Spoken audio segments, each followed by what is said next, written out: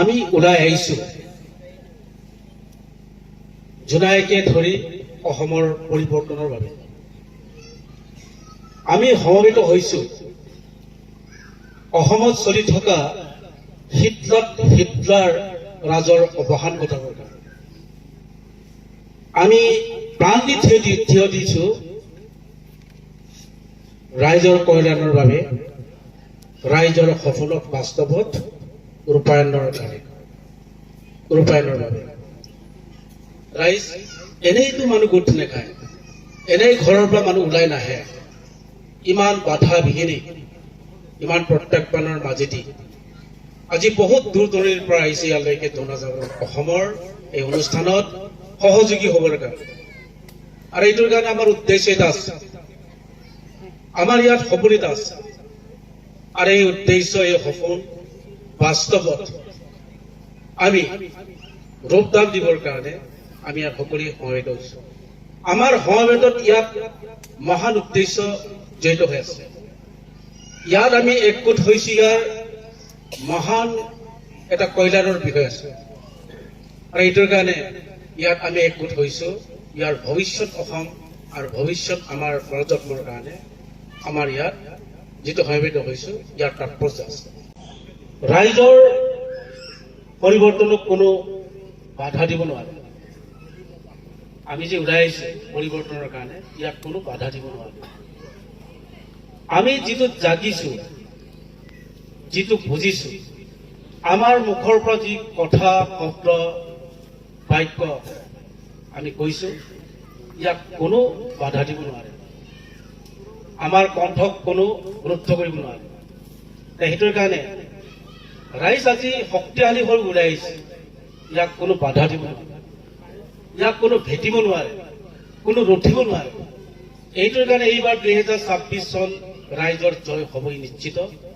আৰু আকাংক্ষিত জনগণৰ এখন ৰাইজৰ চৰকাৰ হ'ব, এইটো 100% নিশ্চিত। আজিৰ অসমৰ পৰিস্থিতি খুব বেয়া। সাধাৰণ জনগণৰ বাবে বিপদজনক এটা দিন আহি আছে। এই অসমত এতিয়া নিৰীহ জনগণৰ জীৱন অন্ধকাৰ। কাৰ জীৱনলৈ কেনে কি আহে ক'ব নোৱাৰো। আজি চিনাকি মুখ, অহাকাইলৈ স্বৰ্গগামী এটা ব্যক্তিৰ হয়তো মুখ হ'ব পাৰে। আৰু এইটোৰ কাৰণে আমি সদায় সচেতনতাৰে আৰু নিজক জাগৃত হৈ কাৰো অন্যায় নকৰাকে, কাকে দোষ জাপি নিদিয়াকে আমি আমাৰ জনজাগৰণ অসমৰ লক্ষ্য উদ্দেশ্যৰ পিনে আমি আগবাঢ়ি যাওঁ। বহুত মানুহে ক'ব বিচাৰে জনজাগৰণৰ সভাপতি ৰাজু মাধৱ ডাঙৰীয়াই প্ৰতিষ্ঠাপক সভাপতি হিচাপে এখেতে কংগ্ৰেছ দলত কিয় যোগদান কৰিলে। অসম প্ৰদেশ কংগ্ৰেছ কমিটিৰ মাননীয় সভাপতি গৌৰৱ গগৈ ডাঙৰীয়াৰ আমন্ত্ৰণ মৰ্মে আমাৰ সজাতিটোৰ কেন্দ্ৰীয় কমিটি যাব। অসমৰ যিমান ক্ষুদ্ৰ ক্ষুদ্ৰ ৰাজনৈতিক দল আছে, এই ৰাজনৈতিক দলসকলৰ ৰাজনৈতিক দলৰ ভিতৰত এটা আলোচনা হ'ব। আৰু অনাগত 2026 চনৰ নিৰ্বাচনত মিত্ৰজোঁট গঠনৰ প্ৰক্ৰিয়া আৰম্ভ হ'ব। আৰু এইটোৰ কাৰণে জনজাগৰণ অসম আৰু কংগ্ৰেছ আমি মিত্ৰজোঁট হিচাপে আমি এইবাৰ 26 চনৰ নিৰ্বাচনত আমি অংশগ্ৰহণ কৰিম।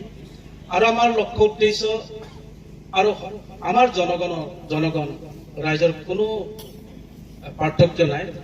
আৰু কংগ্ৰেছ দলৰ যিটো নীতি আদৰ্শ লক্ষ্য উদ্দেশ্য জনগণৰ কোনো বিপৰীত নহয়।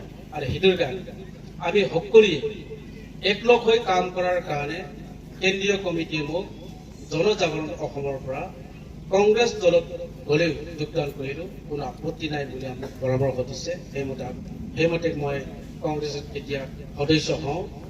লগত জনজাগৰণ অসম বহুত শক্তিশালী আঞ্চলিক ৰাজনৈতিক নীতি আদৰ্শৰে গঠিত এই প্ৰতিটো ব্যক্তিৰ হৃদয়ত চুই যোৱা এটা চোতালৰ দল।